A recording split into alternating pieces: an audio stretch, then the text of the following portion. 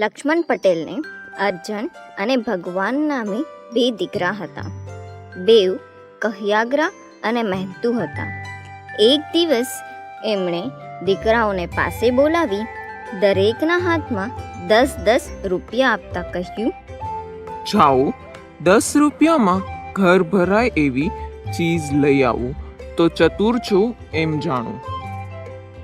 બેઉ ભાઈ 10-10 રૂપિયા લઈ ગામમાં ખરીદી માટે નીકળી પડ્યા. મોટો ભાઈ અર્જણ પહેલા કુંભાર વાડે ગયો ને 10 રૂપિયાના કોડિયા માંગ્યા. કુંભારે એને કોડિયાની એક થપ્પી આપી. અર્જણ કહે, આટલા જ કેમ?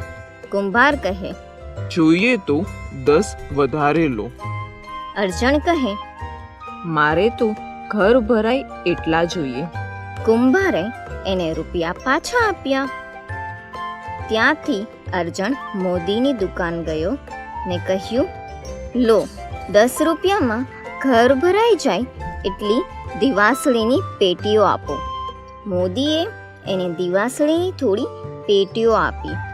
એ પાછી આપતા અર્જણ કહે, મારે તો ઘર ભરાય એટલી દિવાસળીઓ જોઈએ, આટલી ઓછી ન ચાલે. ત્યાંથી પણ રૂપિયા પાછા લઈને એ ચાલતો થયો. પછી તે એક પિંજારાને ત્યાં ગયો. રૂપિયા લઈ પિંજારાએ એને રૂનું એક પડીકું બાંધી આપ્યું. અર્જણ કહે, બસ આટલું જ કે? મારે તો ઘર ભરાય એટલું રૂ જોઈએ. પડીકું પાછું આપી રૂપિયા લઈ તે આગળ ચાલ્યો અને એક ઘાંચીને ઘેર ગયો. ઘાંચીના હાથમાં રૂપિયા મૂકીએ બોલ્યો, ફકીર કાકા, લ્યો આ રૂપિયા અને ઘર ભરાય એટલું તેલ મને આપો. ફકીર ઘાંચી હસી પડ્યો ને બોલ્યો, ગાંડા, આટલા રૂપિયામાં માંડ લોટી ભરાય એટલું તેલ આવે. લે આ તારા રૂપિયા પાછા. એમ ગામમાં ફરીને અર્જણ થાક્યો. 10 રૂપિયામાં ઘર ભરાય એવી કોઈ ચીજ એની નજર ના પડી.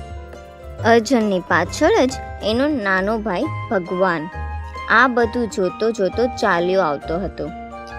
એણે પોતાની પાસેના રૂપિયામાંથી થોડા કોડિયા લીધા, થોડુંક રૂ લીધું, એક દિવાસળીની પેટી લીધી અને બાકી વધ્યા તેટલા પૈસાનું તેલ લીધું. પછી એ ઘર તરફ વળ્યો. બેઉ ભાઈને આવેલા જોઈ લક્ષ્મણ પટેલ જરા હસ્યો ને બોલ્યો, અર્જણ, તું 10 રૂપિયામાં શું શું લાવ્યો છે? અર્જણ કહે, બાપા, હું કાંઈ કાચો નથી. 10 રૂપિયામાં ઘર ભરાય એવી કોઈ ચીજ આપણા ગામમાં મળતી નથી. લ્યો આ તમે આપેલા રૂપિયા પાછા. એમ કહી એણે રૂપિયા બાપાના હાથમાં મૂક્યા.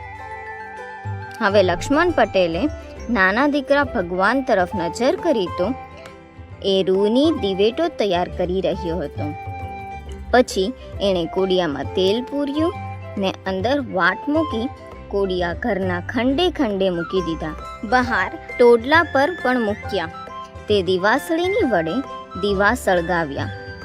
તરત જ આખા ઘરમાં અંજવાળું થઈ ગયું. આખું ઘર પ્રકાશથી ભરાઈ ગયું. પટેલ કહે, વાહ બેટા, ધન્ય છે તારી ચતુરાઈને. તે દીવા કરીને ઘરને અંજવાળ્યું છે.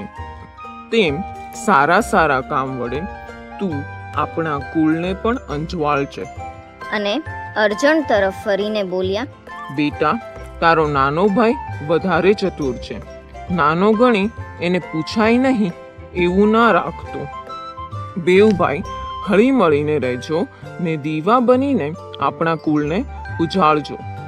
તરત જ અર્જણ નાના ભાઈ ભગવાનને ભેટી પડ્યો.